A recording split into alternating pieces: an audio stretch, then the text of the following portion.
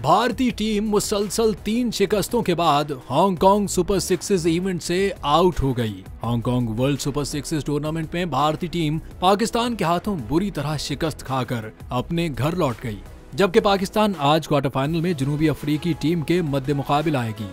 इस इवेंट में भारतीय टीम का पहला मुकाबला मुत्तहिदा अरब इमारात से हुआ, जिसने सनसनीखेज मुकाबले के बाद भारत को 1 रन से हराया। हिंदुस्तान को जीत के लिए 130 रन का हदफ मिला, लेकिन भारतीय टीम महज 129 रन बनाकर हिम्मत हार गई। दूसरे मैच में भारत के इंग्लैंड ने छक्के छुड़ा दिए। इस मैच में भी एकतरफा मुकाबले के बाद भारत को 15 रन से शिकस्त का मुंह देखना पड़ा, जबकि तीसरे मैच में भारतीय टीम को रिवायती हरीफ पाकिस्तान ने इबरतनाक शिकस्त दी और फिर मुसलसल 3 मैचेस में नाकामी के बाद भारतीय टीम इवेंट से बाहर हो गई।